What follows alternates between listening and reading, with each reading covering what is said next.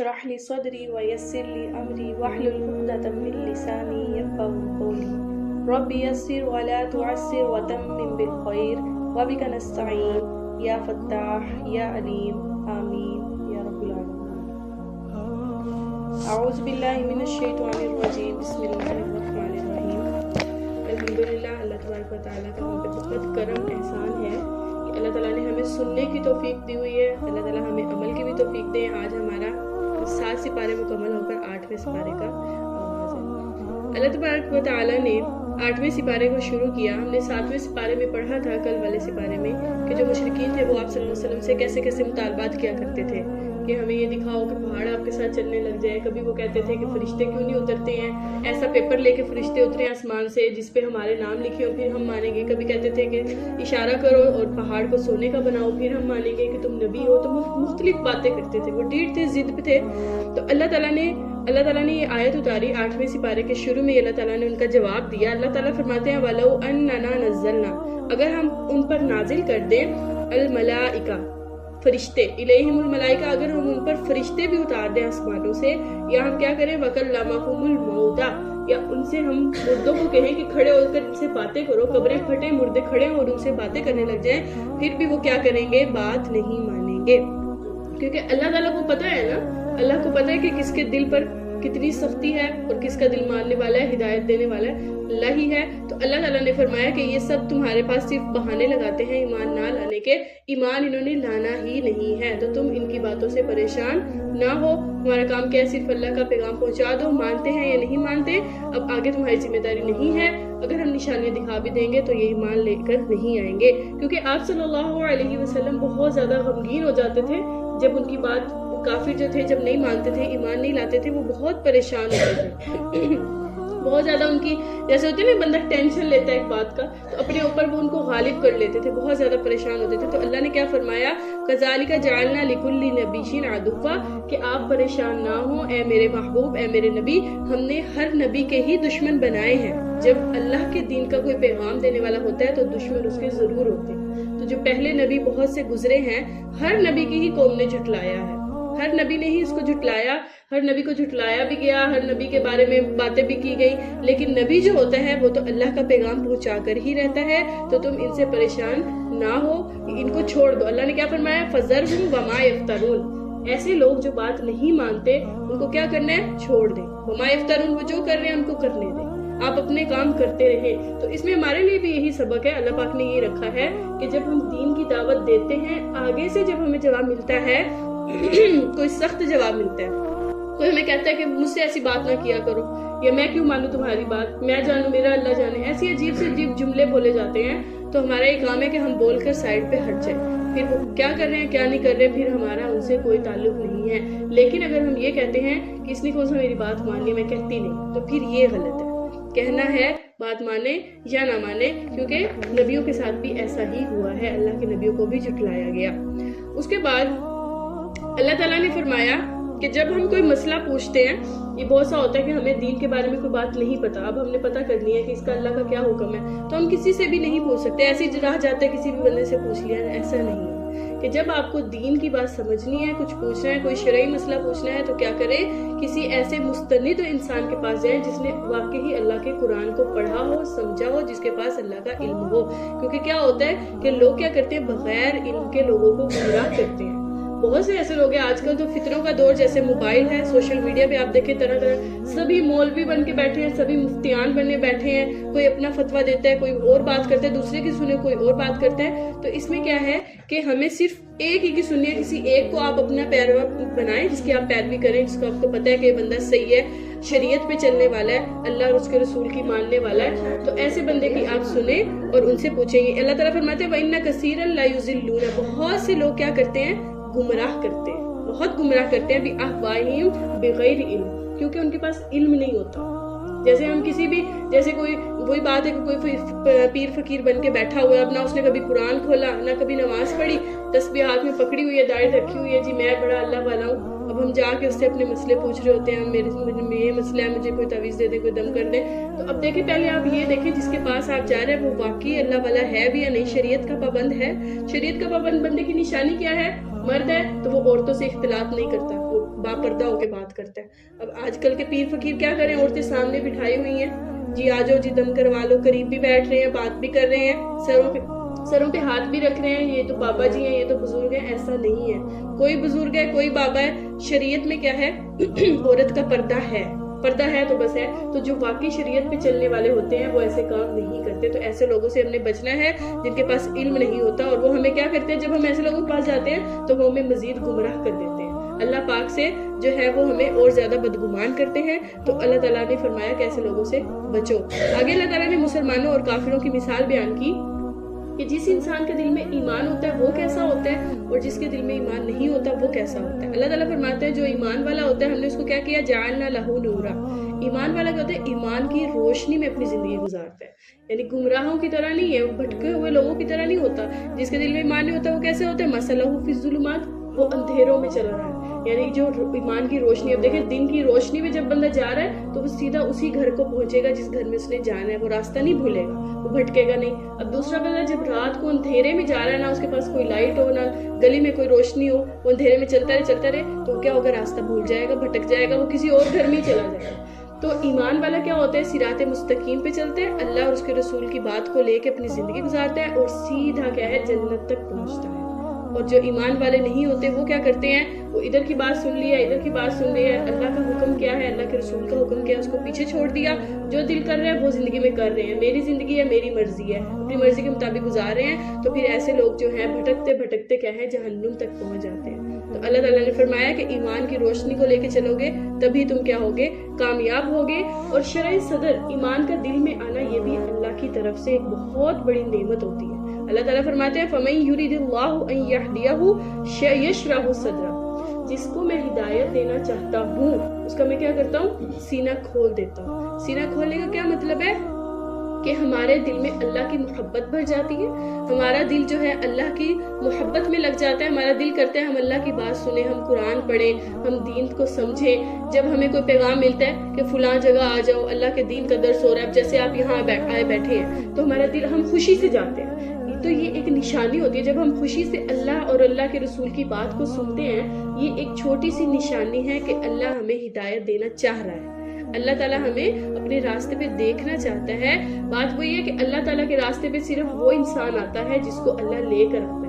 تو اللہ نے خود بھی اس کو قرآن میں یہ فرمایا ہے فَمَن يُرِدِ اللَّهُ أَن يَهْدِيَهُ, جس کو میں ہدایت دینا چاہتا ہوں اس کو میں اپنے راستے پر چلا دیتا ہوں. وَمَن يُرِدَ أَن يُضِلَّ, اور جس کو میں گمراہ کرنا چاہتا ہوں پھر میں کیا کر دیتا ہوں, يَجْعَلْ صَدْرَهُ ضَيِّقًا, میں اس کے سینے کو تنگ کر دیتا ہوں. جب وہ اللہ اور اس کے رسول کی بات سنتا ہے تو اس کا سینہ تنگ ہونے لگتا ہے, وہ تنگی محسوس کرتا ہے, پتہ نہیں کب ختم ہو, میں اٹھ کے جاؤں, یہ قرآن ہی پڑھی جا رہا ہے, تلاوت اس کے کانوں میں پڑتی ہے تو وہ دل تنگ ہوتا ہے. تو یہ نشانی کس چیز کی ہے کہ اللہ تعالیٰ ہمیں ہدایت نہیں دے رہے, ہم گمراہی میں جا رہے ہیں, ہمارے دل سیاہ ہو رہے ہیں. تو نشانیاں ہمارے پاس آ گئی, تو ہم سب اپنا اپنا حساب کریں کہ میرے دل میں کیا ہے. میں جب اللہ کی اس کے رسول کی بات سنتی ہوں, اللہ کا کلام سنتی ہوں, اللہ کے دین کی بات سنتی ہوں, کیا میرا دل خوش ہوتا ہے, کہ میرا دل تنگ تو نہیں ہوتا, کیا میں اللہ کا کلام سن کے خوشی محسوس کرتی ہوں, تو خوشی ہوتی ہے, تو اس کا مطلب ہے اللہ تعالیٰ ہمیں ہدایت دینا چاہتے ہیں. تو یہ نشانی اللہ تعالیٰ نے خود قرآن میں بیان کی ہے.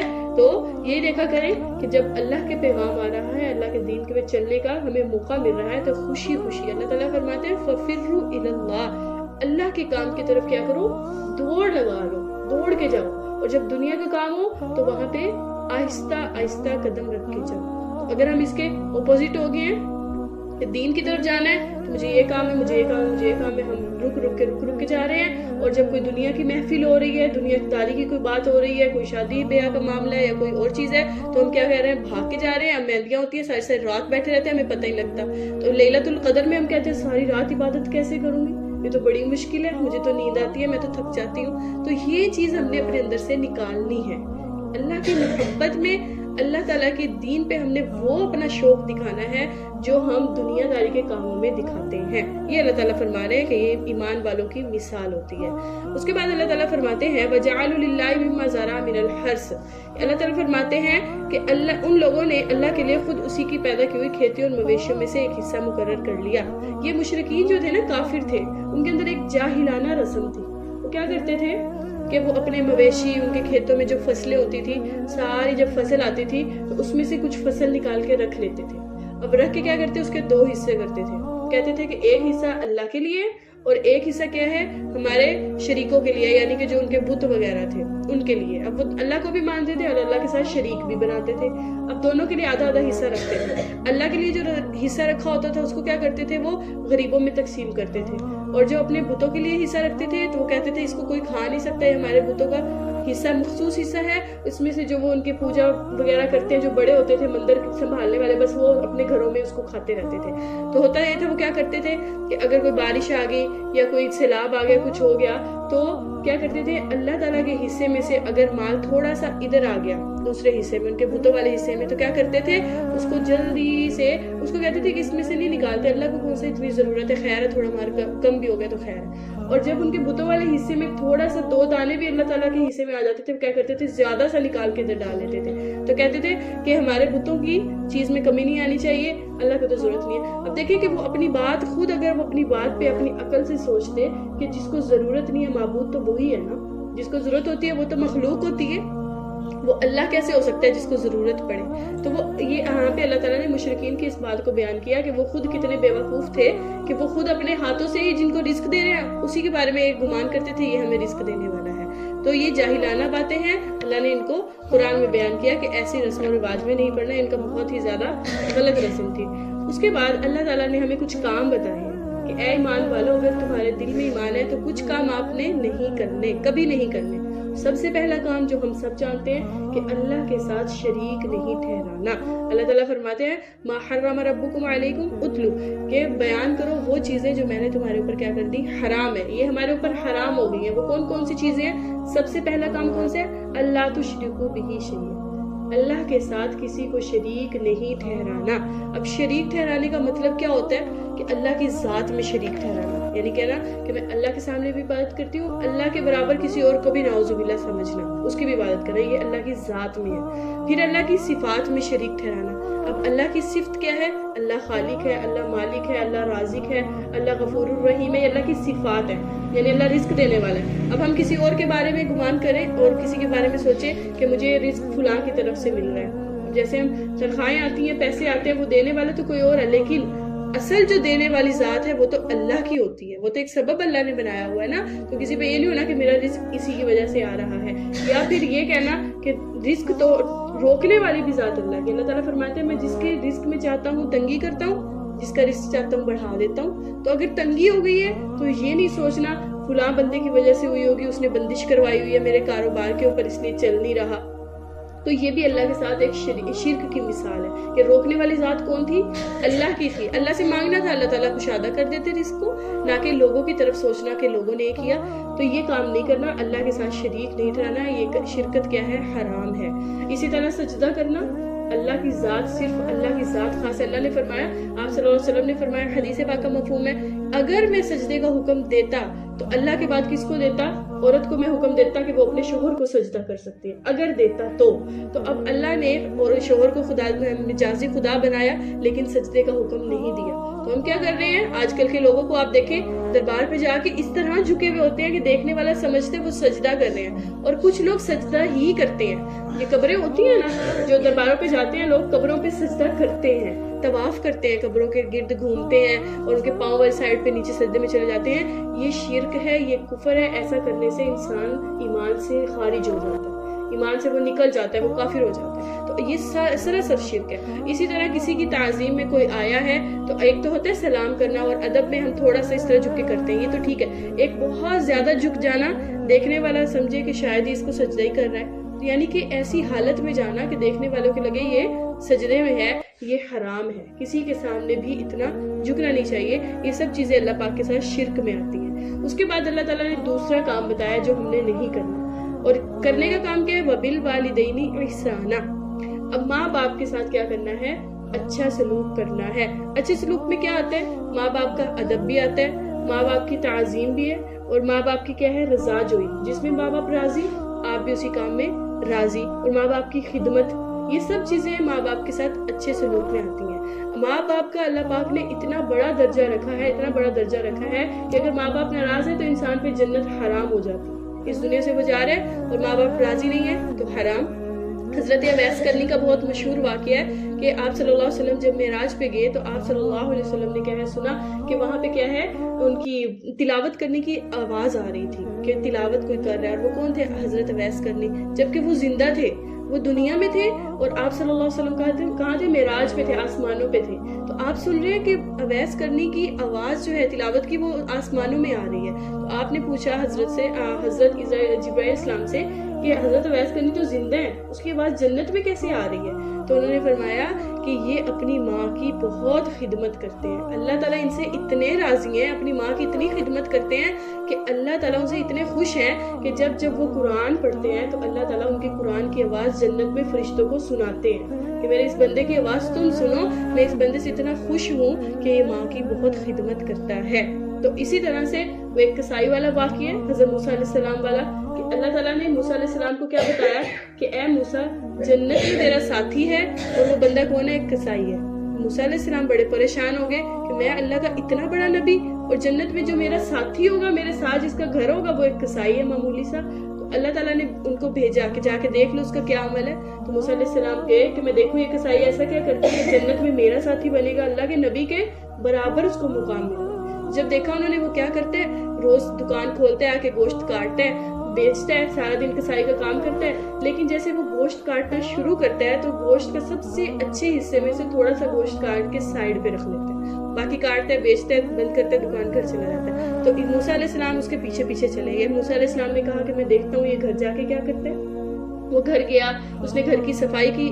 گھر میں ایک بوڑھی سی ماں تھی، چارپائی پہ جو معذور تھی، بوڑھی ماں تھی۔ اس نے کیا کیا کہ اس نے اس گوشت کو کاٹا، دھویا، اس کا سالن بنایا، روٹی بنائی، آٹا گوندا، خود روٹی بنائی، بنا کے سالن ڈال کے روٹی کھلائی، اپنی ماں کے پاس لے کے آئے، اور اپنے ہاتھوں سے جو ہے لقمے توڑے اور توڑ توڑ کے اپنی ماں کو کھلانے لگ گئے۔ تو موسیٰ علیہ السلام دیکھ رہے تھے کہ یہ بندہ ایسا کر رہا ہے۔ جب انہوں نے روٹی کھلا دی اپنی ماں کو تو پھر کیا ہوا، ماں فارغ ہونے کے بعد ماں نے اپنے بیٹے کے کان میں کچھ کہا، بیٹے کا سر پکڑا، چوما، اور اس کے کان میں کچھ کہا۔ موسیٰ علیہ السلام دیکھ رہے تھے بھئی کیا ہو رہا ہے۔ جب وہ فارغ ہو گیا پھر وہ اپنی بیوی بچوں کے پاس گیا، پہلے اپنی ماں کی خدمت کی، کھانا کھلایا، سب کچھ کیا۔ تو موسیٰ علیہ السلام نے اسے پوچھا مجھے یہ بتاؤ کہ تمہاری ماں نے تمہارے کان میں کیا کہا؟ نے کہا کہ کچھ نہیں ہے، تو بہت بڑی ہو گئی، ایسے کچھ بھی بولتی رہتی ہے، چھوڑو پرے۔ میں نے کہا نہیں مجھے بتاؤ تو صحیح، تم نے اتنی خدمت کی ہے ماں کی۔ اس نے کہا کہ جب بھی میں آ کر اپنی ماں کی خدمت کرتا ہوں، میرے بیوی بچے بھی ہیں، وہ ہوتے ہیں، وہ بھی بھوکے ہوتے ہیں، لیکن میں پہلے کھانا اپنی ماں کو کھلاتا ہوں، پلاتا ہوں، پھر میں اپنے بیوی بچوں کو دیتا ہوں۔ تو انہوں نے کہا کہ میری ماں کو جب بھی میں کھانا کھلاتا ہوں تو میرے کان میں کہتی ہے کہ جا اے میرے بیٹے، اللہ تجھے جنت میں موسیٰ کا ساتھی بنائے۔ تو وہ موسیٰ علیہ السلام کی آنکھیں کھلی کی کھلی رہ گئی۔ انہوں نے کہا کہ آگے سے اس نے کہا کہ بس ایسی ہے نا، بڑی ہے، کچھ بھی کہتی رہتی ہے، کہاں موسیٰ اور کہاں میں۔ تو موسیٰ علیہ السلام نے کہا میں اللہ کا وہی نبی ہوں، میں موسیٰ ہی ہوں، اور میں تمہیں یہ خوشخبری دیتا ہوں کہ اللہ نے تمہیں میرے ساتھ جنت کا ساتھی بنا دیا۔ جنت کا ساتھی بنایا اللہ نے، وہ بھی نبی کا۔ وہ کوئی نماز کے پابند نہیں تھے، وہ تہجد گزار نہیں تھا، کوئی عامل نہیں تھا، کوئی بزرگ نہیں تھا، بلکہ وہ کیا تھا، ماں کا فرما بردار تھا۔ ماں کی خدمت کرنے پہ دیکھیں اللہ نے کتنا بڑا اس کو صلہ دیا۔ تو اسی طرح نافرمانی پہ آتا ہے، ایک صحابی تھے، وہ کیا تھے، بہت عبادت گزار تھے، دین ان کا پورا تھا، لیکن جب وہ مرنے لگے، جب ان کے مرنے کا وقت، صحابی تھے، آپ صلی اللہ علیہ وسلم کے ساتھی، صحابیوں کا بہت درجہ، اللہ تعالیٰ فرماتے ہیں آپ صلی اللہ علیہ وسلم کے ساتھ سب سے افضل لوگ ہی دنیا کے صحابہ کرام ہیں۔ تو جب ان کے موت کا وقت آیا، ان کی بیوی نے ان کو کہا کہ کلمہ پڑھ لیں، تو ان کے زبان سے کلمہ نہیں نکل رہا، باتیں کر رہے ہیں، بات کر رہے ہیں، بیوی سے بول رہے ہیں، مجھ سے نہیں پڑھا جا رہا، کلمہ زبان سے نہیں نکل رہا۔ کہ بیوی اتنی پریشان ہوئی، انہوں نے آپ صلی اللہ علیہ وسلم کے پاس پیغام بھیجا کہ آپ تشریف لے آئیں، یہ حالت ہے۔ تو آپ صلی اللہ علیہ وسلم فوراً تشریف لے گئے، اور جب آپ صلی اللہ علیہ وسلم دیکھنے، کہنے والا شخص کون ہے، اللہ کا نبی، آپ صلی اللہ علیہ وسلم نے فرمایا کہ اس صحابی سے بولا کہ آپ کلمہ پڑھو، تو اب بولنے والے کون ہیں، نبی ہیں، اور پڑھنے والا کون ہے، صحابی ہے۔ تو آگے سے انہوں نے بولا یا رسول اللہ نہیں پڑھا جائے۔ تو آپ صلی اللہ علیہ وسلم نے فوری سے پوچھا تمہارے ماں باپ میں سے کوئی زندہ ہے؟ نے کہا کہ ہاں میری ماں زندہ ہے۔ تو آپ نے کہا فوری اس کو بلاؤ۔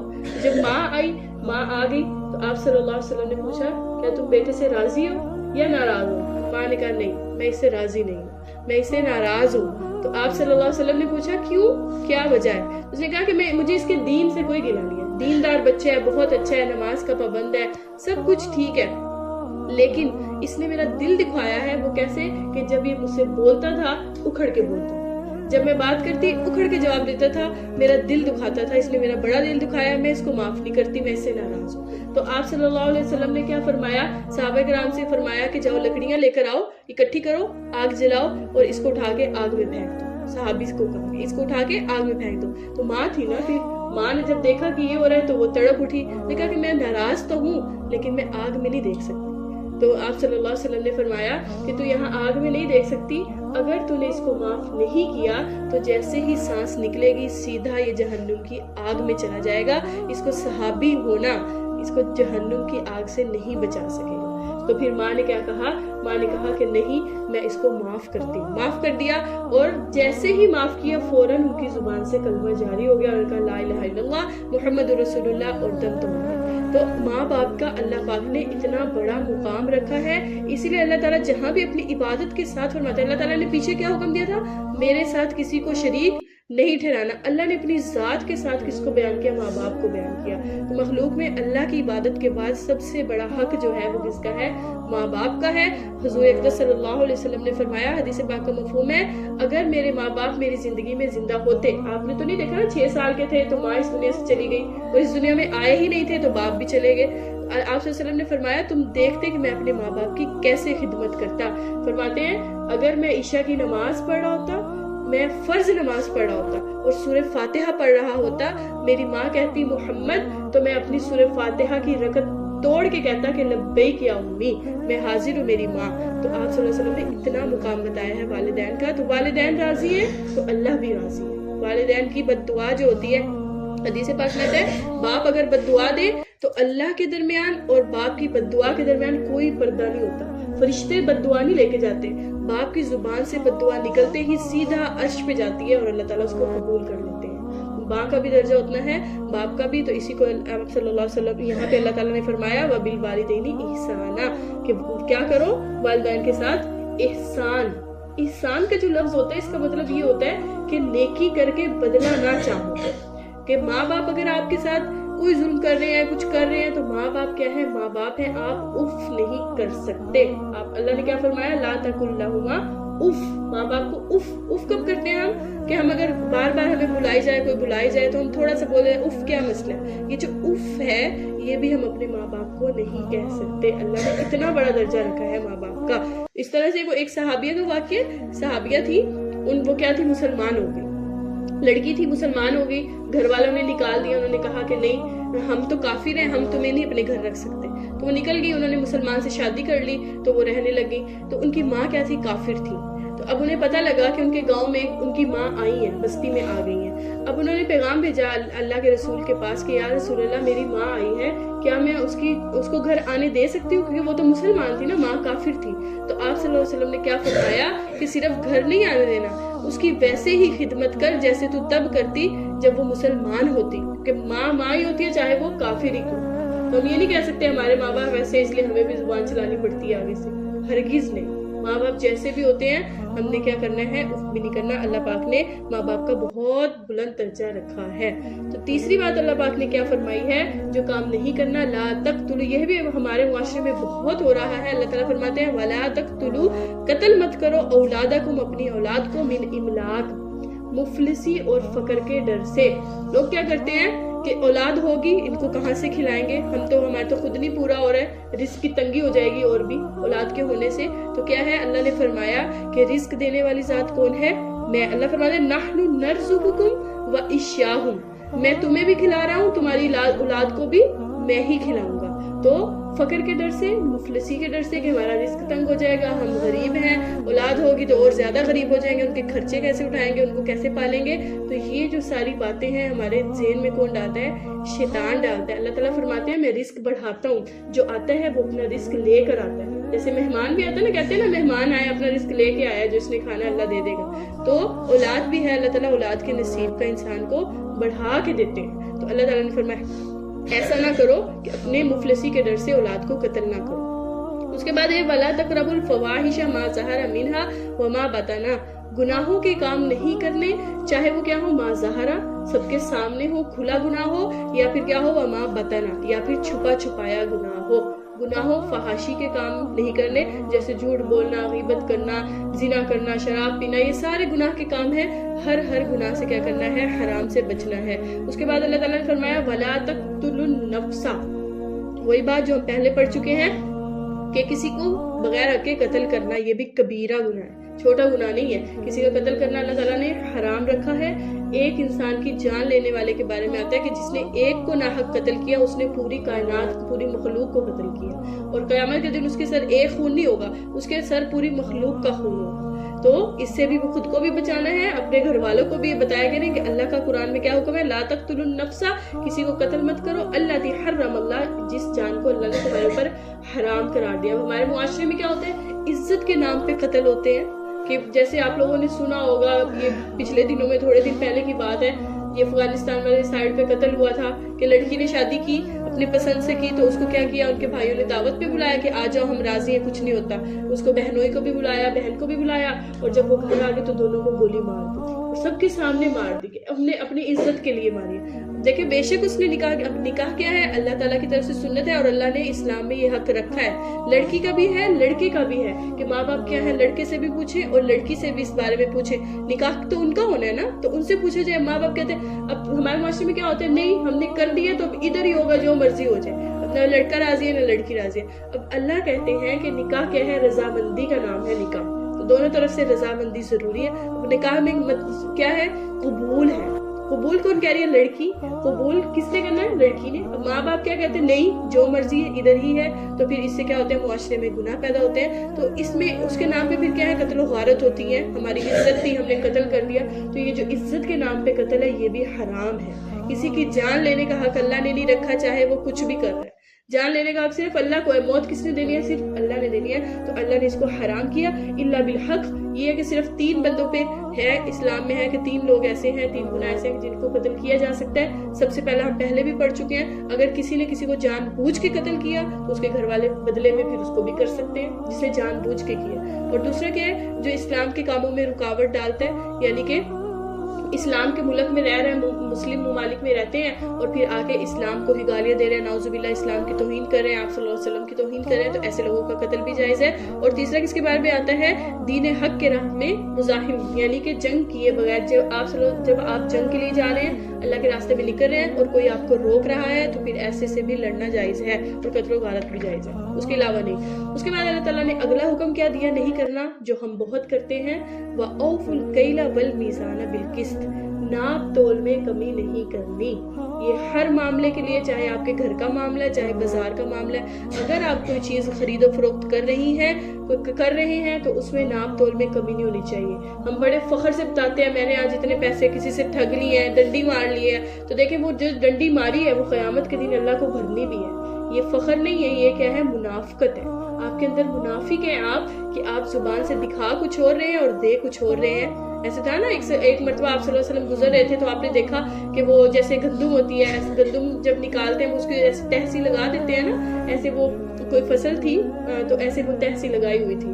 تو کیا تھا؟ وہ اوپر سے تھوڑی سی گیلی تھی، نیچے سے خشک تھی. تو وہ کیا تھے؟ اوپر سے وہ گیلی ہوتی ہے تو اس کا وزن کیا، چیز کا وزن کیا ہو جاتا ہے؟ زیادہ ہو جاتا ہے.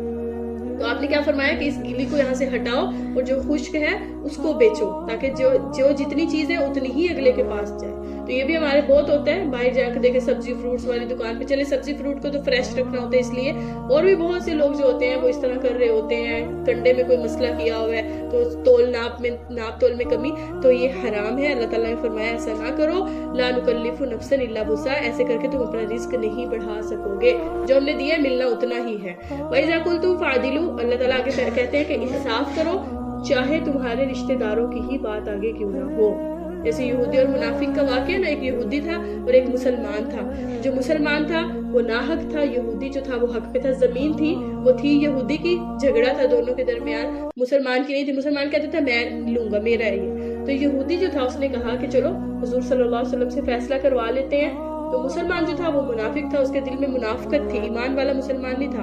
اس نے کہا نہیں ہم جو ہے نہیں ادھر نہیں جاتے، تمہارے پادریوں کے پاس. اس نے کہا نہیں، ہم آپ سے فیصلہ کروائیں گے. تو جب حضور صلی اللہ علیہ وسلم کے پاس فیصلہ آیا، دیکھیں حضور کے سامنے ایک مسلمان کھڑا ہے، ایک یہودی کھڑا ہے، ایک کافر کھڑا ہے. تو مسلمان کی سائڈ لیتا ہے نا. تو آپ نے کیا کیا؟ آپ نے جب دیکھا یہودی حق پہ ہے تو آپ نے فیصلہ بھی کس کے حق میں دے دیا؟ یہودی کے حق میں دے دیا. اس کے حق میں فیصلہ نہیں دیا. ایسے ہی ہے ہندوستان کے واقعات آتا ہے کہ ہندوستان کے ایک بہت بڑے بزرگ تھے کے بارے میں واقع آتا ہے کہ وہاں ایک زمین تھی, زمین کا ٹکڑا تھا. اب اس پہ کیا تھا, ہندوؤں کا اور مسلمانوں کا کیا تھا, جھگڑا چل رہا تھا کہ کس کی زمین ہے. ہندو کہتے تھے ہم یہاں مندر بنائیں گے, مسلمان کہتے تھے کہ ہم یہاں مسجد بنائیں گے. تو وہ جب جج کے پاس فیصلہ گیا, جو جج تھا وہ انگریز تھا, اس نے کہا تم ایسا کرو کہ میں اگر فیصلہ کروں گا ہندوؤں کو لگے گا کہ میں انگریز ہوں, میں کافر ہوں, تو میں نے جان بوجھ کے ان کے حق میں فیصلہ کیا. تم ایسے کرو, دونوں بندے جہاں راضی ہو کوئی ایسا بندہ ڈھونڈ لو جس کا فیصلہ تم دونوں مانتے ہو, تو میں وہی فیصلہ کر دوں گا. تو انہوں نے کہا ایک بندہ ہے لیکن وہ ہے مسلمان. جو ہندو تھا اس نے بھی کہا ہاں مجھے پتا ہے وہ انصاف کرنے والا, اس کے پاس چلتے ہیں. مسلمان عالم تھا وہ. جب وہ اس کے پاس گئے تو اس نے کہا کہ زمین جو ہے وہ ہندو کی ہے. اس کو پتا تھا کہ ہندو کی حق پہ ہے. اب تھا وہ مسلمان, دوسرا بندہ بھی مسلمان, پتا بھی تھا کہ یہاں مسجد بن سکتی ہے. اس نے کہا زمین ہندو کی ہے تو ہندو مندر بنا سکتا ہے. تو ہندو نے جب دیکھا, اور اس نے مسلمان سے کیا کہا, اس نے مسلمان سے آگے سے مسلمانوں نے کہا یہ آپ نے کیا کیا, آپ تو مسلمان تھے, عالم تھے, آپ نے ہمارے ساتھ ایسا کر دیا, آپ نے ہندو کو دے دی. تو اس نے آگے سے کوئی جواب نہیں دیا. اس نے آسمان کی طرف دیکھا اور کہا کہ یا اللہ مسلمان ہار گئے لیکن تیرا اسلام جیت گیا. جب اس نے یہ بات کی تو جو ہندو تھے ان کے دل پہ بڑا اثر ہوا کہ اسلام اتنا اچھا دین ہے کہ اتنا انصاف کرنے والا ہے کہ ہندوؤں کو بھی دے دی. تو ان کے جب دل پہ اتنا اثر ہوا تو انہوں نے کہا کہ ایسا کرو تم یہ زمین رکھ لو اور یہاں پہ مسجد بنا دو. جب انہوں نے کہا کہ مسجد بنا دو, اس نے پھر جو عالم تھا اس نے پھر آسمان کی طرف دیکھا اور اللہ سے کہا کہ اللہ دوبارہ پھر مسلمان تو ہارے لیکن تیرا اسلام کیا ہوا, جیت گیا. تو اس بات سے وہ اتنے متاثر ہوئے کہ انہوں نے کلمہ پڑھ لیا, وہ مسلمان ہو گئے. تو مسلمان جو ہوتا ہے نا, اللہ کا جو دین ہوتا ہے وہ غالب آ کے رہتا ہے. تو یہ نہیں دیکھنا چاہیے کہ یہاں میری رشتہ داری ٹوٹ رہی ہے یا کچھ ہو رہا ہے, چلو میں اس کے حق میں ہو جاتا ہوں. جو بندہ حق پہ ہے اس کا ساتھ دے, بس یہ اللہ پاک کا ہمارے لیے حکم ہے. وَبِعَهْدِ اللَّهِ أَوْفُوا, اور اپنے اللہ کے ساتھ کیا ہوا وعدہ پورا کرو. اللہ کے ساتھ وعدہ ہمارا یہی ہے کہ ہم اللہ پاک کو کیا ہے, کبھی بھی اللہ تعالیٰ کے ساتھ جو ہم نے وعدے کیے ہیں کہ اللہ ہم تیرے دین پہ چلیں گے, اس کو ہی ہم نے ہمیشہ پورا کرنا ہے. سورہ یہاں پہ ختم ہوتی ہے اور آگے سورہ مائدہ ختم ہوتی ہے اور آگے سورہ اعراف شروع ہوتی ہے. اعراف کہتے ہیں جنت اور جہنم کے درمیان ایک جگہ ہے. کچھ بندے جنت میں جا رہے ہیں, کچھ جہنم میں. درمیان میں اللہ نے ایک جگہ بنائی ہے, اس جگہ میں کچھ لوگ رہیں گے. اور وہ لوگ رہیں گے, آگے ہم اس صورت میں پڑھیں گے, وہ لوگ جن کی نیکیاں قیامت کے دن نیکیوں والا پلڑا گناہوں والا پلڑا دونوں ہی برابر ہو جائیں گے. نہ اوپر ہو رہا ہے نہ نیچے ہو رہا ہے, تو دونوں برابر ہے. وہ بندہ نہ جہنم میں جائے گا نہ جنت میں جائے گا, وہ درمیان میں رہے گا. وہ جس جگہ رہے گا اس کو کیا کہتے ہیں, اعراف کہتے ہیں. اسی واقعے اسی چیز کو بیان کر کے اللہ نے اس سورت کا نام بھی کیا رکھا, سورت اعراف رکھا ہے. اعراف والے لوگ, اس کو اللہ نے اس میں بیان بھی کیا ہے. اس کی شروع میں اللہ تعالیٰ نے بتایا ہے, اللہ تعالیٰ نے بتایا کہ قرآن پاک میں نے کیوں نازل کیا ہے. قرآن پاک نازل کرنے کی دو وجہ ہیں. ایک وجہ یہ کہ جو گناہ گار ہو وہ ڈر جائے, اور جو مومن اس کو خوشخبریاں ملتا ہے. دو ہی باتیں ہیں قرآن پاک نازل کرنے کی. اللہ تعالیٰ کیا فرماتے ہیں, لِتُنذِرَ بِهِ وَذِكْرَى لِلْمُؤْمِنِينَ. مومن اس سے کیا ہوتے ہیں, خوش ہوتے ہیں. وہ سنتے ہیں نا جنت میں اللہ تعالیٰ بھیجے گا, جنت ایسی ہے ایسی ہے. تو جو ایمان والا ہوتا ہے اس کو پتا ہوتا ہے اللہ تعالیٰ انشاءاللہ مجھے جنت دیں گے, وہ خوش ہو جاتا ہے. اور جو کافر ہوتا ہے, جو وہ جہنم سنتا ہے, تو وہ کیا ہو جاتا ہے, ڈرتا ہے. تو اسی لیے اللہ نے قرآن کو نازل کیا. اللہ تعالیٰ فرماتے ہیں اسی اعراف کو, اللہ تعالیٰ فرما رہے ہیں فَمَنْ ثَقُلَتْ مَوَازِينُهُ فَأُولَٰئِكَ هُمُ الْمُفْلِحُونَ. جن کے پلڑے بھاری ہو جائیں گے قیامت کے دن, نیکیاں زیادہ ہو جائیں گے, وہ کیا ہو جائیں گے, هُمُ الْمُفْلِحُونَ. وہی کامیاب ہوگا. جب پلڑے میں نیکیاں آ رہی ہوں گی, بندہ دیکھ رہا ہوگا کبھی پلڑا نیچے ہو رہا ہے, کبھی اوپر ہو رہا ہے, نیچے ہو رہا ہے, اوپر ہو رہا ہے, تب اس کے بارے میں آتا ہے قیامت کے دن انسان کی آنکھیں کیا ہوں گی, پھٹی کی پھٹی ہوں گی, کچھ بھی سمجھ نہیں آ رہا ہوگا کیا ہو. تو اس میں آتا ہے کہ ایک بندہ ہوگا کہ وہ دیکھ رہا ہوگا کہ اس کے قیامت کے دن کیا ہے, نیکیاں جو ہیں وہ کم ہو رہی ہوں گی اور گناہ جو ہے وہ زیادہ ہو گئے. وہ بہت گھبرا رہا ہوگا کہ اب تو میں گیا, میرے جہنم کا ہوگا فیصلہ. تو کیا ہوگا, وہ دیکھے گا سامنے کہ ایک سفید بادل آئے گا اڑتا ہوا. بادل آتے آتے کیا ہوگا, اس کے نیکیوں والے پلڑے میں رکھا جائے گا اور اس کے نیکیوں والا پلڑا بھاری ہو جائے گا, اور فرشتہ اس کے حق میں اعلان کرے گا اب تمہیں جنت مل گئی. تو اتنا خوش ہوگا, لیکن وہ پوچھے گا کہ یہ بادل کہاں سے آیا ہے, میری تو ایسی کوئی نیکی نہیں تھی, یہ کون سی نیکی ہے. تو فرشتے اس کو بتائیں گے یہ جو بادل تمہاری نیکی بن کر آیا ہے, یہ تمہارا دنیا میں کیا گیا لوگوں کے ساتھ اچھا سلوک ہے, یہ تمہارے اخلاق ہیں, اچھے اخلاق. اخلاق بہت زیادہ انسان کا مرتبہ بلند کر دیتے ہیں, دنیا میں بھی آخرت میں بھی. زبان کنٹرول میں ہے تو سب کچھ ہی ٹھیک ہے. آپ صلی اللہ علیہ وسلم کی حدیث بھی ہے نا, حدیث پاک کا مفہوم ہے, جو بندہ مجھے دو چیزوں کی ضمانت دے دیتا ہے, ان دو چیزوں کو میں کنٹرول میں رکھ سکتا ہوں, میں اس کو جنت کی ضمانت دیتا ہوں. ایک اپنی عزت کی حفاظت کرے, اور دوسرا کیا, اپنی زبان کی حفاظت کریں. اگر وہ اپنی زبان کی حفاظت کر سکتے ہیں, زبان سے کسی کو دکھ نہیں دے رہا, زبان سے کوئی تانا نہیں دے رہا, زبان سے کوئی غیبت نہیں کر رہا, چغلی نہیں کر رہا, تو میں ایسے بندے کی ضمانت دیتا ہوں وہ جنتی ہے. تو اپنی زبانوں پہ ہم نے دیکھنا ہے کہ ہماری زبان سے کوئی ایسے, یہ نہیں ہے ہمارے ہاتھ میں تسبیح ہے, ہم اللہ اللہ بھی کر رہے ہیں اور ساتھ ہم کیا کر رہے ہیں, تانے بھی دیے جا رہے ہیں, دوسروں کو باتیں بھی سنائی جا رہے ہیں کہ تم تو ایسی ہو, تم تو ایسی ہو, تم تو یہ کرتی ہو, نماز بھی پڑھ لیا کرو, جہنمی بن جاؤ گی, یہ ہو جائے گا, وہ ہو جائے گا. تو ایسا نہیں, اپنی عبادت پہ تکبر نہیں کرنا. اس کے بعد اللہ تعالیٰ نے آدم علیہ السلام کے تھوڑا سا واقعہ بیان کیا ہے. آدم علیہ السلام کے بارے میں ہم نے پڑھا تھا. آدم علیہ السلام جب جنت سے نکلے تھے, اس سے پہلے اللہ نے ان سے کیا کہا تھا؟ اللہ پاک نے فرمایا تھا, اے آدم اسکن انت وزوجک الجنہ, تم اور تمہاری بیوی جنت میں رہو, کھاؤ پیو, کیا کرو, فَكُلَا مِنْ حَيْثُ شِئْتُمَا, جو مرضی جنت میں سے کھاؤ جو تمہارا دل کرے. لیکن اللہ تعالیٰ نے کیا فرمایا تھا, لَا تَقْرَبَا هَٰذِهِ الشَّجَرَةَ, جنت میں ایک درخت تھا, مخصوص درخت تھا, اللہ نے فرمایا تھا اس درخت کو نہیں پکڑنا, اس کے پاس نہیں آنا, باقی پوری جنت تمہارے لیے. اب ہوا کیا تھا, ہم سب کو پتہ ہے کہ شیطان نے کیا کیا, فَوَسْوَسَ لَهُمَ الشَّيْطَانُ, شیطان جو ہے وہ روپ بدل کے, اپنی شکل بدل کے حضرت آدم علیہ السلام کے پاس گیا, ان کو کہا کہ اس درخت کا پھل کھاؤ تو تمہاری زندگی بڑی لمبی ہو جائے گی, کبھی موت نہیں آئے گی تمہیں. اب انسان ہے, وسوسے میں آ گیا, شیطان نے وسوسہ دیا, تو انہوں ان کی بات میں آئے اور انہوں نے جا کے اس پھل کو کھا لیا, اس درخت کو ہاتھ لگا دیا. تو پھر کیا ہوا, اللہ تعالیٰ نے ان کو پھر جنت سے ہے دنیا میں بھیج دیا. اب اس میں سبق ہمارے لیے کیا ہے کہ اللہ تعالیٰ نے پھر بھی ان کی تعریف کی. آدم علیہ السلام کے بارے میں کیا کہا, فَوَسْوَسَ لَهُمَ الشَّيْطَانُ, اللہ نے یہ نہیں کہا کہ آدم نے غلطی کی, اللہ نے کیا کہا, شیطان نے اس کو بھٹکایا. اور جب اللہ نے آدم علیہ السلام سے پوچھا کہ تم نے ایسا کیوں کیا, جب میں نے روکا تھا تو پھر کیوں درخت کو ہاتھ لگایا, تو آدم علیہ السلام آگے سے کیا کہہ رہے ہیں, قال ربنا ظلمنا انفسنا, کہ اے اللہ ہم نے کیا کیا, اپنے اوپر ظلم کر لیا. آدم علیہ السلام نے یہ نہیں کہا مجھے شیطان نے بھٹکایا اس لیے میرے سے ہو گیا, انہوں نے اپنی غلطی کو مان لیا. ہمارے لیے کیا سبق ہے کہ ہم نے اپنی غلطی کو ماننا ہے. غلطی کا اعتراف انسان کو بہت نیک بنا دیتا ہے. جو بندہ مانتا ہے ہاں میری غلطی ہے, وہ انسان سدھر جاتا ہے. جو ڈٹائی پہ ادھر آتا ہے, غلطی بھی ہے, مان بھی نہیں رہا, پھر یہ جو ہے معاملات خراب ہوتے ہیں.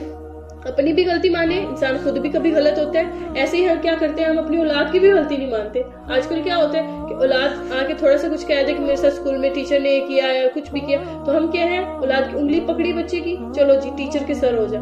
بھئی پہلے اپنے بچے کی بھی غلطی مانے کہ بچہ ہے, شرارت کرتی ہوگی, غلطی کرتی ہوگی. جب ہم ایسے بچوں کے پیچھے غلط کام پہ بھی ہاتھ رکھتے رہتے, کوئی بات نہیں کوئی بات نہیں, غلط کیا ہے نہیں, بس میرے تو بہت لاڈلی اولاد ہے, تو پھر وہ کیا ہوتی ہے, وہ بڑے ہو کے پھر ماں باپ کے وہی نافرمان بن جاتے ہیں. تو بچوں کی غلطی پہ ٹوکنا ہمارا فرض ہے کہ ہم بچوں کی تربیت میں ان کو ٹوکیں اور ان کی غلطی کا ان کو پتہ ہو. جیسے آدم علیہ السلام نے اپنی غلطی مان لی, تو غلطی ماننا نبیوں کی سنت ہے. لیکن آدم علیہ السلام اللہ کے پہلے نبی تھے, انہوں نے کہا یا اللہ غلطی ہو گئی معاف کر. یہ بہت اچھی دعا ہے, اس کو یاد بھی کر لیں, جن کو آتی ہے وہ اس کو پڑھا کریں. ربنا ظلمنا انفسنا وان لم تغفر لنا وترحمنا لنکونن من الخاسرین, اے اللہ ہم نے اپنے اوپر ظلم کر لیا ہے, اگر تو ہمیں معاف نہیں کرے گا, ہم پہ رحم نہیں کرے گا, تو ہم تو بہت خسارے میں چلے جائیں گے. بہت اچھی دعا ہے, اس کو پڑھا کریں اور اپنی غلطی کو مانیں. غلطی کو ماننے سے ہی غلطی سدھرتی ہے. اس کے بعد اللہ تعالیٰ نے ہمارے ساتھ 4 جگہ مخاطب ہوا. اللہ تعالیٰ یا بنی آدم, یا بنی آدم, اے بنی آدم. بنی آدم کون ہے, ہم سب آدم کی اولاد ہے. سب سے پہلے مخاطب ہو کے اللہ نے کیا کہا ہے, لباس یواری سوغاتکم وریشا, کہ میں نے تمہیں لباس پہنایا. جب آدم علیہ السلام سے غلطی ہوئی تھی نا, درخت کو انہوں نے ہاتھ لگایا تھا, تو سزا میں کیا ہوا تھا, آدم علیہ السلام اور اماں ہوا دونوں کا لباس اللہ پاک نے اتار دیا, ان کا لباس اتر گیا. وہ پھر انہوں نے کیا کیا, جنت سے پتے اکٹھے کیے اور اپنے آپ کو چھپانا شروع کیا. تو انسان کی سب سے بڑی ضرورت کیا ہے, لباس. تو اللہ تعالیٰ اس کو قرآن میں بھی فرماتے ہیں کہ میں نے تم پر لباس نازل کیا ہے, لباس سے تم نے کیا کرنا ہے, اپنے جسم کو چھپانا ہے. اس آیت میں ہمیں کیا سبق ملتا ہے کہ ہمارا لباس ایسا نہ ہو جسے ہم پہن کر بھی چھپے ہوئے نہ ہو. لباس آج کل اتنے تنگ لباس پہن لیے جاتے ہیں, یا اتنا باریک کپڑا ہے, اس کو پہننے کے باوجود بھی کیا ہو رہا ہے, جسم نظر آ رہا ہے, جسم کی ساخت پتہ لگ رہی ہے, کہاں سے بندہ موٹا ہے, کہاں سے بندہ پتلا ہے, کیسا اس کا جسم ہے, سب کچھ نظر آ رہا ہے. تو ایسا لباس نہیں ہے. تو لباس کا مقصد قرآن میں اللہ نے کیا بتایا ہے, یواری سوآتکم, تمہارے لباس تمہاری جسم کو چھپانے کے لیے ہے. تو ہم نے اپنے لباس پہ دیکھنا ہے کہ ہمارا لباس کیا ہے, اسلام کے مطابق ہونا چاہیے. لباس کا یہی مقصد ہے. یا بنی آدم, اللہ تعالیٰ آگے فرماتے ہیں, لا یفتننکم الشیطان, کہ شیطان کیا ہے تمہیں گمراہ نہ کر دے. کیونکہ شیطان کیا کرتا ہے, ینزع عنہما لباسہما. اب جنت میں شیطان نے کیا کیا تھا, لباس اتروا دیا تھا. اور رحمان نے کیا کیا؟ آپ اللہ تعالیٰ کیا فرماتے ہیں؟ میں نے قد انزلنا علیکم لباسا. اب شیطان کیا کرتے ہیں؟ لباس اترواتا ہے. اور رحمان کیا کرتا ہے؟ لباس پہناتا ہے. تو اس سے ہمیں کیا سمجھ آتی ہے کہ جو ہمارے معاشرے میں کفار ہمیں دکھا رہے ہیں، اب ہماری آج کل کی جو جنریشن ہے، آج کل کی اولاد ہے، لڑکیاں ہیں، وہ کیا ہے، خاص طور پہ لڑکیوں پہ شیطان کا یہ زیادہ وار ہے کہ بھئی برقع نہ پہنے، حجاب نہ کریں. اب اتنی گرمی ہے، حجاب کیسے کرو گی، سانس نہیں آئے گا. ہمارے ذہنوں میں آتی ہے نا بات. کفار نے تو چادر تک چھین لی ہے عورت کی. تو اللہ تعالیٰ فرماتے ہیں کہ یہ شیطان تم سے لباس چھینے گا اور میں تمہیں کیا کرتا ہوں؟ لباس کو پہنو. تو ہم نے اپنے پردے کا بھی خیال رکھنا ہے. اس میں پردے کا بھی ایک حکم ہمیں ہمارے سامنے آ رہا ہے نا. اور اسی طرح خاص طور پہ کیا ہوتا ہے، اس کے حضرت تھی، ایک صحابیہ تھی، حضرت ام خلاد تھی. کیا ہوا تھا؟ ان کے بیٹے شہید ہو گئے تھے جنگ میں. ہمارے کیا ہوتا ہے، دیکھیں مرنا ہے نا، موت تو سب کے ساتھ ہے. کوئی مر جاتا ہے تو ہم اپنے آپ سے باہر ہو جاتے ہیں بالکل. عورتیں جنازے پہ آپ دیکھیں کہ نہ دوپٹے کا پتہ ہے، نہ قمیص کا پتہ ہے، بال بکھر رہے ہیں، تو مطلب کہ اپنے ہوش سے باہر ہیں. اب ٹھیک ہے صدمہ ہے، اللہ تعالیٰ نے منع نہیں کیا، آنسو نکلتے ہیں صدمے سے، کوئی گناہ نہیں ہے. چیخنا چلانا، لباس پھاڑنا، بال بکھیرنا، دوپٹے کا خیال نہ رکھنا، یہ سب چیزیں جائز نہیں ہے اسلام میں، یہ حرام ہے. اب اللہ تعالیٰ کیا فرماتے ہیں، ہمارے پاس کیا قصہ ہے حضرت ام خلاد کا. صحابیہ تھی، ان کو پتہ لگا میرے بیٹے شہید ہو گئے، تو وہ کیا ہے، جنگ کے میدان میں اپنے بیٹے کی لاش پر گئی آپ صلی اللہ علیہ وسلم کے پاس پوچھنے کے لیے کہ میرے بیٹے شہید ہو گئے ہیں. اور جب وہ گئی تو کیا تھی، پورے پردے میں تھی، انہوں نے نقاب کیا ہوتا، پورا حجاب. تو آگے سے صحابی نے پوچھا کہ آپ کا تو بیٹا شہید ہو گیا اور آپ اتنے پردے میں ہیں. تو انہوں نے کیا جواب دیا، اتنا خوبصورت جواب دیا کہ میرا بیٹا چلا گیا ہے لیکن میری حیا نہیں گئی. حیا میری ابھی بھی باقی ہے، پردہ میرا ابھی بھی باقی ہے. تو اس میں ہمارے لیے سبق ہے کہ ہم اپنے لباسوں کو دیکھیں کہ ہمارے لباس کہتے ہیں. اللہ تعالیٰ ہمیں فحاشی کا حکم نہیں دیتے. اس کے بعد اللہ تعالیٰ فرمایا یا بنی آدم خذوا زینتکم. اب ایک لباس تو عام جو ہم نے سارا دن پہن کے رکھنا ہے. اب دوسرا لباس عند کل مسجد، یعنی نماز کے وقت کا لباس، کہ جب ہم نماز پڑھتے ہیں خاص طور پہ اس ٹائم ہمارے جسم کا کون کون سا حصہ ڈھکا ہوا ہونا چاہیے. اب جیسے اب یہ میری بازو ہے، یہاں تک ہے، اگر میں اسی حالت میں نماز پڑھتی ہوں، کوئی بڑی چادر نہیں لیتی جو یہاں تک آئے، تو یہ پھر میری نماز نہیں ہوگی. یہ بازو کی ہڈی ہے، یہاں تک چھپا ہونا ضروری ہے. ایسے ہی پاؤں کے ٹخنے کی ہڈی ہوتی ہے نیچے، وہاں تک چھپا ہونا ضروری ہے. شلوار اوپر ہے، نماز نہیں ہو رہی ہے. اسی طرح چہرے کے چاروں طرف ہے، بال یہاں سے نظر آ رہا ہے، نماز نہیں ہو رہی ہے. یہاں سے یہ چیزیں نظر آ رہی ہیں، نماز نہیں ہو رہی. کھلا دوپٹہ جیسے ہم لے لیتے ہیں ایسے لیا اور پڑھ لیا، تو اس طرح نماز نہیں ہوتی. اس طرح آتا ہے کہ اگر آپ کے بال یہ ہڈی نظر آئی اور 3 مرتبہ ہم کہتے ہیں سبحان اللہ سبحان اللہ سبحان اللہ، جتنا ٹائم ہمیں 3 مرتبہ کہنے میں لگا، اتنا ٹائم اگر آپ کی نماز میں کھلا ہی رہا، آپ نے کپڑا اوپر نہیں کیا، ہو جاتے نا کبھی ادھر ادھر، تو پھر آپ کی نماز خراب ہوگی، نماز چھوٹ گئی. تو خاص طور پہ نماز میں خیال رکھا کریں اپنے کپڑوں کا، لباس تنگ نہ ہو، اور دوپٹہ باریک دوپٹہ، ایسا دوپٹہ جس میں سے بال نظر آتے ہیں، اس میں نماز نہیں ہوتی. ہاں باریک ہو لیکن بلیک کلر ہو، جب ہم اس کو ڈبل کر کے لیں گے تو پھر بال نظر نہیں آتے نا، رنگ ہی نہیں پتہ لگتا، تو ایسے میں ہوتی ہے. تو دوپٹے کا خیال رکھیں، اپنے کپڑوں کا خیال رکھیں. نماز میں پراپر لباس ہونا چاہیے، ستر آپ کا چھپا ہوا، اور جتنی چیزیں نماز میں چھپانے کا حکم ہے وہی عورت کا پردہ ہے. نامحرم سے جو ستر ہے نا، وہی نامحرم سے پردہ ہے. گھر میں اگر کوئی نامحرم ہے، جو چیزیں آپ کی نماز کی حالت میں نظر نہیں آنی چاہیے، وہ نامحرم کو بھی نظر نہیں آنی چاہیے. محرم کے سامنے، نامحرم کے سامنے تو ہم چہرہ بھی نہیں چھپا سکتے، چہرہ بھی چھپانا ہوتا ہے نا. محرم کے سامنے یعنی گھر میں باپ ہے، بھائی ہے، تو یہ نہیں ہمارا دوپٹہ سائڈ پہ پڑا ہوا ہے اور ہم ایسے پھر رہے ہیں، ابو ہی تو ہیں، بھائی تو ہیں. یہ حیا انسان کی اس طرح کیا ہوتی ہے، ختم ہو جاتی ہے. تو اللہ تعالیٰ نے ہمیں حیا کا حکم دیا. اللہ تعالیٰ خود بھی بہت حیادار ہے. حیادار ہے نا، تبھی تو فرشتوں کو حکم ہوتا ہے کہ جب ہم واش روم میں جاتے ہیں تو فرشتے کیا ہو جاتے ہیں، باہر رہ جاتے ہیں، باہر کھڑے ہوتے ہیں، وہ ہمارے ساتھ نہیں جاتے، ورنہ ہر وقت فرشتہ ساتھ رہتا ہے. جیسے ہی ہم واش روم میں جاتے ہیں فرشتہ باہر کھڑا ہو جاتا ہے، کیونکہ کیا ہے، اللہ تعالیٰ خود بھی حیا کرتے ہیں، اللہ کے فرشتے بھی حیا کرنے ہیں، اور اللہ حیا کو پسند بھی کرتے ہیں. تو ہم نے اپنے اندر کیا کرنی ہے، حیا پیدا کرنی ہے کہ اللہ تعالیٰ ہمیں اس پہ عمل کی توفیق دے. آگے اللہ تعالیٰ نے اپنے نبیوں کا ذکر کیا ہے کہ جتنے نبی آئے، دیکھیں بات شروع بھی کہاں سے ہوئی تھی، نبیوں سے ہوئی تھی، کہ جتنے نبی آئے ان کو جھٹلایا گیا کہ اے محمد صلی اللہ علیہ وسلم آپ غمگین نہ ہو. تو اینڈ میں بھی اللہ تعالیٰ نے اس میں اینڈ پہ بھی، سپارے کے اینڈ پہ اللہ تعالیٰ نے اپنے نبیوں کا ذکر کیا، مختلف قوموں کا ذکر کیا. جیسے قوم عاد تھی، اللہ تعالیٰ فرماتے ہیں وَإِلَىٰ عَادٍ أَخَاهُمْ هُودًا، کہ ہم نے قوم عاد کی طرف کیا ہے بھیجا حضرت ہود علیہ السلام کو. تو پھر کیا ہوا تھا، ان کی قوم نے ان کو جھٹلایا. آگے سے کیا جواب دیا، إِنَّ لَنَرَاكَ فِي سَفَاهَةٍ، ان کی قوم نے ان کو کہا ہمیں لگتا ہے تم بیوقوف ہو. اللہ کے نبی کو نعوذ باللہ کیا کہہ رہے ہیں؟ ہمیں لگتا ہے تم بیوقوف ہو.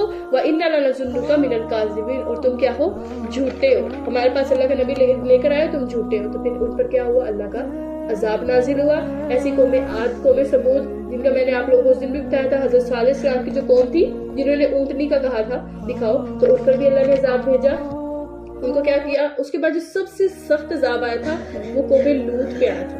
حضرت لوط علیہ السلام کی جو قوم تھی ان کا گناہ کیا تھا؟ وہ زنا کرتے تھے اور مرد سے کرتا تھا. اللہ تعالیٰ نے اس کو قرآن میں بیان کیا. یہ دیکھیں اللہ تعالیٰ کیا فرماتے ہیں، انکم لتأتون الرجال، تم مردوں کے پاس جاتے شہوت کے ساتھ، من دون النساء، عورتوں کو چھوڑ کر. یہ ان کا کیا تھا؟ گناہ تھا. لوط علیہ السلام کی قوم کا بہت سخت گناہ تھا. تو ان پر عذاب بھی دو طرح سے آیا تھا. ان کو زمینی عذاب بھی ہوا اور ان پہ آسمانی عذاب بھی ہوا. زمین نے ان کو کیا ہے؟ غرق کیا، نگل لیا. اور آسمان سے ان پہ کیا عذاب آیا تھا؟ پتھروں کی بارش ہوئی. ایسے پتھر جو نوکیلے تھے، نوکدار پتھر، ہر پتھر کے اوپر ہر بندے کا نام لکھا ہوتا تھا. آسمان سے پتھر برسنے لگے. وہ ہوا کیا تھا کہ ان کے بہت دیر سے بارش نہیں ہو رہی تھی. انہوں نے کہا بارش ہوگی، سامنے دیکھا بادل آ رہا ہے، ساری قوم اکٹھی ہو گئی بادل کے نیچے چلی گئی، بارش ہوگی. تو بارش کس کی ہوئی؟ پتھروں کی ہوئی. ان پتھروں پہ ان کے نام تھے اور پتھر آتا تھا، سر میں لگتا تھا اور سر کچل جاتا تھا. یہ ان پہ اللہ تعالیٰ نے عذاب بھیجا. یہ کئی روایت میں آتا ہے کہ چیخ کا عذاب آیا تھا. ایسی چیخ فرشتے نے ماری تھی کہ ان کے کان کے پردے پھٹ گئے تھے اور سب کے دماغ پھٹ گئے اور سب مر گئے. تو اس طرح ان کے بارے میں مختلف عذابات میں آتا ہے کہ یا پھر کڑک آئی، جیسے آسمان سے کڑک آئی، بجلی گری اور سب کے سب مر گئے. تو ان پر اللہ تعالیٰ نے پتھروں کی بارش برسائی تھی. تو اللہ تعالیٰ نے اختتام جو ہے سپارے کا اسی پہ کیا کہ کیا ہوتا ہے کہ جب ہم اللہ کی نافرمانی کرتے ہیں تو پھر عذاب آ کے کیا ہے؟ جکڑ لیتا ہے. تو اللہ تعالیٰ نے قوم لوط پہ بہت بڑا عذاب بھیجا. دیکھیں یہ گناہ ہمارے معاشرے میں ہو رہا ہے. زنا بالکل عام ہو رہا ہے، سب کے سامنے ہو رہا ہے، سب کو پتہ ہے فلاں بندہ ایسا ہے، وہ اس گناہ میں مبتلا ہے. تو آپ یہ دیکھیں کہ اگر اس گناہ کا عذاب ہم پر آتا تو کیا آتا؟ اب ہمارے اوپر بھی پتھروں کی بارش ہو رہی ہوتی. ہم بھی اسی قابل ہیں، ہمارا جو گناہ ہے وہ اسی قابل ہے.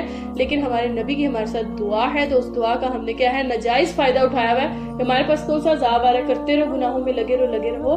تو ایسا نہیں کرنا. عذاب کا وقت مقرر ہے، ابھی نہیں آ رہا، لیکن قیامت کے دن کیا ہے؟ سوال ہوگا. اللہ تعالیٰ ہم سے پوچھیں گے اور عذاب بھی ہوگا. ہمارے نبی ہونا، ہماری امت محمدیہ ہونا ہمیں عذاب سے نہیں بچائے گا. ہم نے اپنے اعمال درست کرنے ہیں. اللہ تعالیٰ ہمیں عمل کی توفیق عطا فرمائے. جو ہم نے پڑھا ہے، جو ہم نے سنا ہے، تو اللہ تعالیٰ ان سب باتوں پہ ہمیں ہدایت بھی دے اور عمل کی توفیق دے. اللہ تعالیٰ ایسے گناہوں سے ہر مسلمان کو دور رکھے. سب کو